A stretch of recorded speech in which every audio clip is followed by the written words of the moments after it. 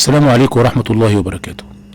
المتحف المصري في القاهرة اللي افتتحه الخديوي عباس حلمي الثاني عام 1902 جوه جدرانه مجموعة متميزة من الآثار المصرية تمتد من فترة ما قبل الأسرات وحتى العصرين اليوناني والروماني. مش كده وبس، ده في مجموعة من المومياوات وورق البردي والتوابيت والمجوهرات من مختلف العصور المصرية. لكن اللي محدش كان يتوقعه سرقة الأسورة الذهبية دي من قلب المكان الأكثر أمانا اللي هو قسم الترميم. في الفيديو ده هنحكي إن شاء الله القصة كاملة، بس في البداية أرجو الاشتراك في القناة وتفعيل الجرس ليصلك كل جديد.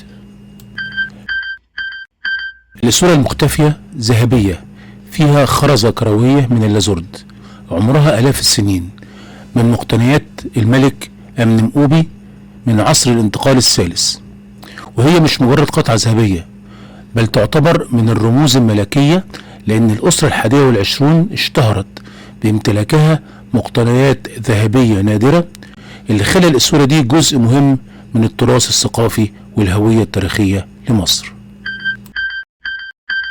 القصة بدأت أثناء جرد مقتنيات أثرية مخصصة للعرض في معرض كنوز الفراعنة المقرر إقامته في قصر العاصمة الإيطالية روما خلال الفترة من 24 أكتوبر إلى 3 مايو من العام المقبل، والذي يضم 130 قطعة أثرية تروي مسيرة الحضارة المصرية عبر حقب زمنية متعددة.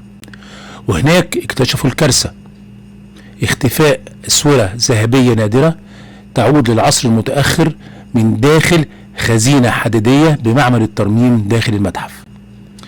فقام وكيل المتحف المصري واختصاصي ترميم بالمتحف بتقديم بلاغ للسلطات، وتم تأجيل الإعلان عن الواقعة حرصا على توفير المناخ الملائم لضمان سير التحقيقات. وتم تشكيل لجنة متخصصة لحصر ومراجعة كافة المقتنيات الموجودة بمعمل الترميم بالمتحف، بالإضافة إلى تعميم صورة القطع المختفية على جميع الوحدات الأثرية بالمطارات المصرية والمنافذ والموانئ البرية والبحرية والحدودية على مستوى البلاد كإجراء احترازي.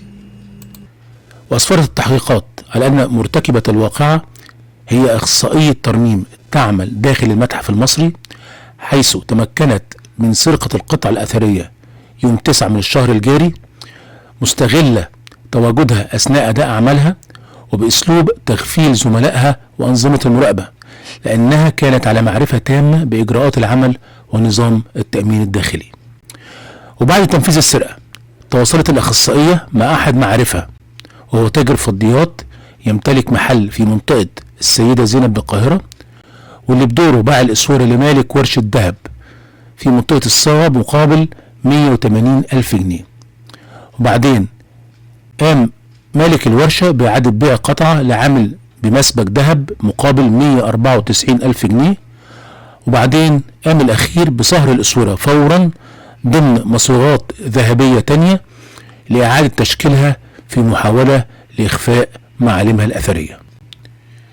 وبعد اتخاذ كافة الإجراءات البحثية والقانونية تمكنت الأجهزة الأمنية من ضبط جميع المتورطين الأربعة، الإخصائية والتاجر ومالك الورشة وعامل المسبك، وعند مواجهتهم اعترفوا بارتكاب الواقعة، وتم ضبط المبالغ المالية كاملة من حصيلة بيع الأسورة معاهم.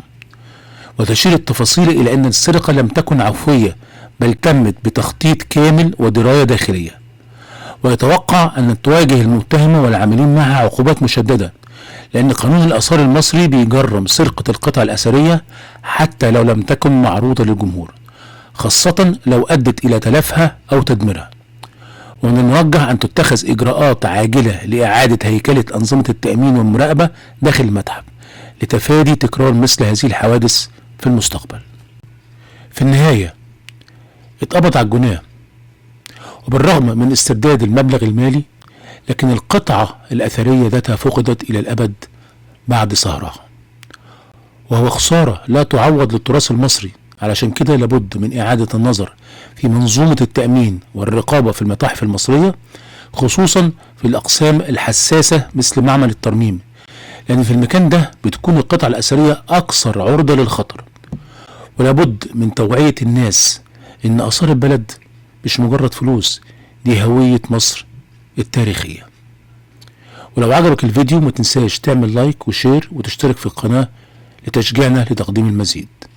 السلام عليكم.